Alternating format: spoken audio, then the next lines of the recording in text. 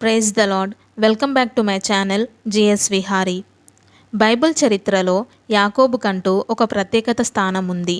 ఒక మనిషి తన చెడుతనం నుంచి మంచితనంగా ఏ విధంగా మారాలో అనేది యాకోబును చూసి నేర్చుకోవచ్చు.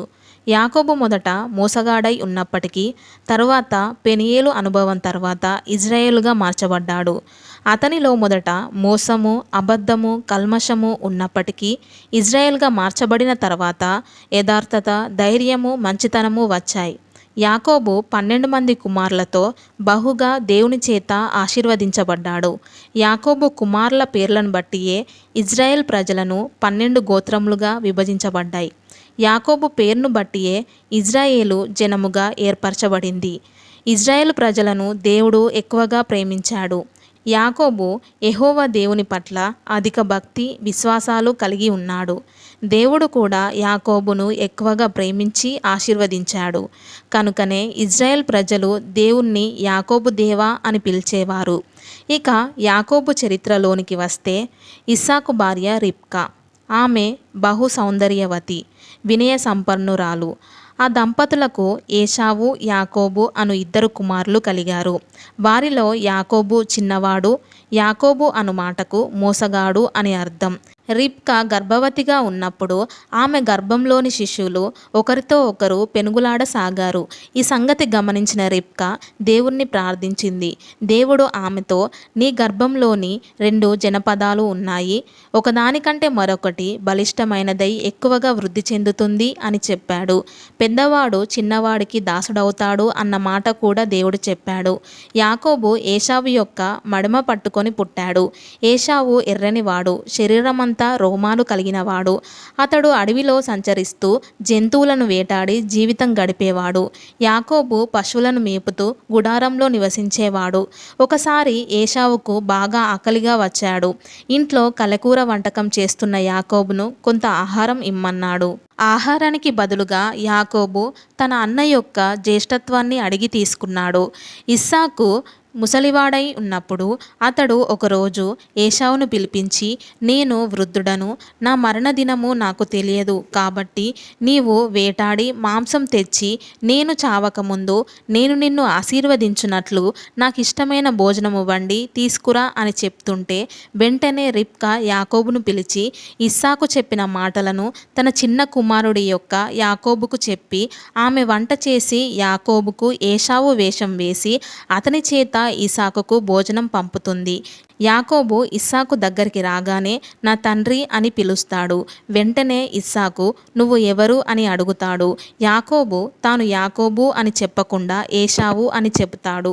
అయితే కొద్దిగా అనుమానంగానే అనిపించినా ఒకసారి దగ్గరకు రమ్మని పిలుస్తారు. దగ్గరకు వచ్చిన కొడుకును చూసి నువ్వు నాకు ముద్దు పెట్టు అని పిలిచి యాకోబును తడిమి చూస్తే ఒంటి నిండా రోమాలు ఉన్నాయి, కానీ స్వరం మాత్రం యాకోబుది అని అతడిని ఇలా ఆశీర్వదిస్తాడు.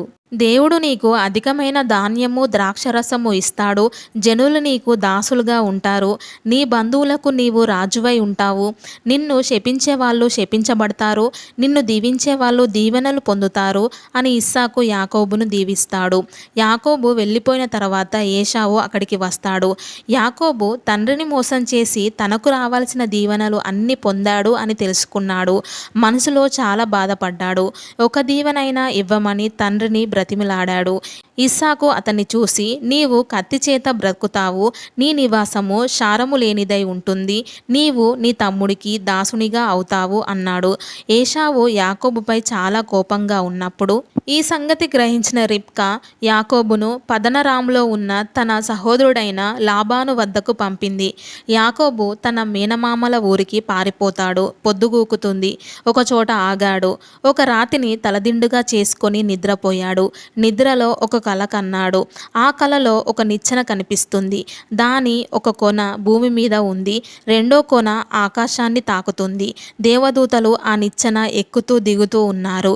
నిచ్చెన పై భాగంలో దేవుడు ఉన్నారు. ఆయన యాకోబుతో ఇలా అన్నాడు, నిన్ను విడువను, ఎడబాయను. నీ సంతానాన్ని భూమి మీద ఇసుక రేణుల వలె విస్తరింపచేస్తాను. భూమి మీద ఉన్న వంశములన్నీ నీ మూలముగా ఆశీర్వదింపబడతాయి. నేను నీకు తోడై ఉంటాను. నీవు వెళ్ళు ప్రతి స్థలంలో ఆశీర్వదిస్తాను. నిన్ను ఈ ప్రదేశానికి మరలా రప్పిస్తాను. యాకోబుకు మెలకువ వచ్చింది. కలను గుర్తు చేసుకొని చాలా భయపడతాడు. ఈ స్థలము దేవుని మందిరము తప్ప వేరొకటి కాదు. ఇది నిజంగా పరలోకపు ద్వారము అని అనుకున్నాడు.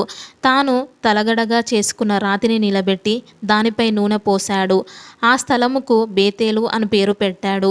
నేను క్షేమంగా నా తండ్రి ఇంటికి తిరిగి వస్తే యెహోవాయే నాకు దేవుడుగా ఉంటాడు. ఈ రాయే దేవుని మందిరంగా అవుతుంది. దేవుడు నాకు ఇచ్చే సంపదలో దశమ భాగము దేవునికి అర్పిస్తాను అని ప్రమాణం చేసి హారాను దేశము వైపు సాగిపోయాడు. యాకోబు తన మేనమామ లాబాను ఇంటికి వెళ్ళాడు. అతని ఇంట్లో అన్ని పనులు చేస్తున్నాడు. లాబాను యాకోబుకు ఈ పనుల నిమిత్తము జీతం కూడా ఇస్తానన్నాడు. నా దగ్గర 7 సంవత్సరాలు పనిచేస్తే నా కుమార్తెను నీకు భార్యగా చేస్తాను అన్నాడు. లాబాను పెద్ద కుమార్తె లేయా. ఆమె జబ్బు కనులు కలది. చిన్న కుమార్తె రాహేలు చాలా అందమైనది. యాకోబు రాహేలును ప్రేమించాడు. తనను భార్యగా పొందడానికై మామ దగ్గర 7 సంవత్సరాలు పనిచేయడానికి సిద్ధపడ్డాడు. 7 సంవత్సరాలు గడిచిపోయాయి. లాబాను పెద్ద విందు చేయించాడు. రాత్రి సమయంలో తన పెద్ద కుమార్తె అయిన లేయాను యాకోబు దగ్గరికి పంపాడు. ఉదయమే మామ చేసిన మోసాన్ని తెలుసుకున్నాడు. ఇలా ఎందుకు చేశావని మామను నిలదీశాడు. పెద్దమ్మాయికి వివాహం కాకుండా చిన్నమ్మాయికి చేయడం మా దేశపు మర్యాద కాదు. నీకు చిన్నమ్మాయి కావాలంటే మరో 7 ఏండ్లు నా దగ్గర కొలువు చెయ్యి అన్నాడు. యాకోబు చాలా దిగులు పడ్డాడు. అతడు రాహేలును ఎక్కువగా ప్రేమించాడు కాబట్టి మరో 7 సంవత్సరాలు మామ ఇంట్లో కొలువు చేసి రాహేలును పెళ్లి చేసుకున్నాడు. యాకోబు లేయాను ద్వేషించాడు. రాహేలును ప్రేమించాడు. అయితే లేయాకు దేవుడు మొదటి సంతానాన్ని ఇచ్చాడు. ఆమెకు 6 కుమారులు 1 కుమార్తె పుట్టారు. లాబాను లేయా దాసి అయిన జిల్ఫాను, రాహేలు దాసి అయిన బిల్హాను కూడా యాకోబుకు ఇచ్చివేశాడు. గిల్ఫా కుమారులు గాదు, అషూరు. బిల్హా కుమారులు దాను, నఫ్తలిన్. రాహేలుకు చాలా కాలం వరకు సంతానం లేదు. తర్వాత ఆమెకు యోసేపు అను కుమారుడు పుట్టాడు. మామ కోరికపై యాకోబు ఇంకా 6 నెలలు కొలువు చేశాడు. ఈ సమయంలో మేకలను, నల్లటి గొర్రెలను తాను జీతంగా తీసుకుంటాను అని అన్నాడు. అందుకు లాబాను సరే అన్నాడు. యాకోబు పశువులు అత్యధికంగా వృద్ధి చెందాయి. అతడు మిక్కిలి ధనవంతుడయ్యాడు. ఈ విషయం తెలుసుకున్న లాబాను కొడుకులు అసూయపడ్డారు. లాబాను కూడా ముఖం చిన్నబుచ్చుకున్నాడు. ఈ సంగతి గ్రహించిన యాకోబు తన యావదాస్తిని, తన భార్యలను, దాసీలను, తన పశువులను, గొర్రెలను వెంటపెట్టుకొని తన తండ్రి ఉన్నటువంటి కానాను దేశానికి బయలుదేరాడు. యాకోబు తన అన్న ఏశావు ఉంటున్న షెయ్యూరు ప్రాంతానికి చేరాడు. ఏశావు తనను, తన పిల్లలను చంపుతాడేమో అని మనసులో బాధపడుతున్నాడు. అందుకనే తన గుంపును 2 భాగాలుగా చేశాడు. మొదటి గుంపులోని సేవకులకు బహుమతులు ఇచ్చి పంపాడు. తాను కొంతమందితో వెనుక ఉండిపోయాడు. ఒకవేళ కోపంతో ఏశావు మొదటి గుంపును చంపితే తాను వెనుక నుండి పారిపోవచ్చు అని అనుకున్నాడు. తన వెంట ఉన్న బిడ్డలను, భార్యలను, దాసీలను కూడా రేవు దాటించాడు. తాను ఒంటరిగా మిగిలిపోయాడు. యాకోబు దేవునికి దీనంగా మొరపెట్టుకున్నాడు. దేవా, నీవు ఆజ్ఞాపించిన విధముగానే నేను నా దేశానికి, బంధుజనుల దగ్గరికి బయలుదేరాను. నీవు నన్ను బహుగా ఆశీర్వదించి నా సంతానాన్ని ఇసుక రేణుల వలె విస్తరింపచేస్తానని వాగ్దానం చేసి ఉంటివి. నేను వట్టి చేతులతో హారాను వెళ్ళాను. ఇప్పుడు ఎంతో ఆశీర్వదించబడి అపారమైన సంపదతో, భార్య పిల్లలతో, దాసీలతో నేను తిరిగి వస్తున్నాను. అయినను నా అన్న ఏశావుకు భయపడుతున్నాను. నీవే నాకు దిక్కు అని ప్రార్థించాడు. ఆ రాత్రంతా ఒంటరిగా ఉన్న యాకోబుతో నరుని రూపంలో ఉన్న దేవదూత పెనుగులాడాడు. యాకోబు అతన్ని గట్టిగా పట్టుకొని, నీవు నన్ను ఆశీర్వదించకపోతే గాని నేను నిన్ను పోనివ్వను అన్నాడు. అప్పుడు దేవదూత, నీవు దేవునితోనూ మనుషులతోనూ పోరాడి గెలిచావు కాబట్టి ఇక నుండి నీ పేరు ఇజ్రాయేలు, అంటే దానికి అర్థం దేవునితో పోరాడువాడు అని అన్నాడు. యాకోబు దేవుణ్ణి ముఖాముఖిగా చూసిన స్థలం గనుక ఆ చోటికి పెనియేలు, అంటే దేవుని ముఖం అని పేరు పెట్టాడు. అప్పుడు సూర్యోదయం అయింది. దేవుడు యాకోబుతో పెనుగులాడుతున్న సమయంలో అతని తొడ మీద కొట్టాడు కనుక ఉదయం యాకోబు కుంటుతూ నడిచాడు. అతను పెనియేలు నుంచి ముందుకు సాగిపోయాడు. యాకోబు ముందుగా వెలుచు తన సహోదరుడైన ఏశావు సమీపించినప్పుడు అతను 7 మార్లు నేలను పడి అతనికి సాగిలపడి నమస్కారం చేస్తాడు.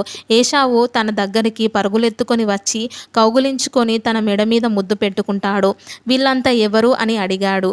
నా భార్య బిడ్డలు, నా దాసీదాసులు అని చెప్పాడు.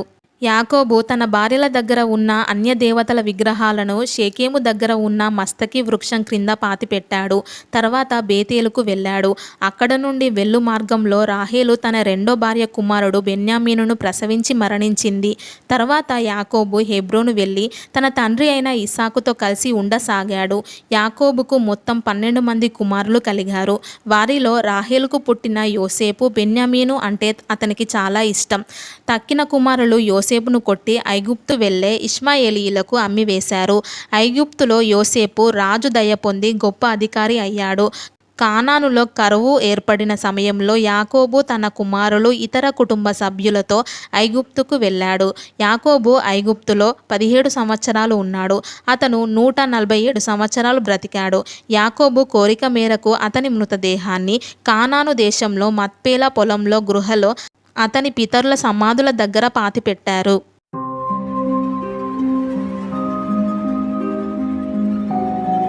సో చూశారు కదా, ఈ వీడియో కనుక మీకు నచ్చినట్లయితే లైక్ చేయండి, షేర్ చేయండి, అలాగే మా ఛానల్ని సబ్స్క్రైబ్ చేసుకోండి. ఇంతవరకు చూసినందుకు thank you. Praise the lord.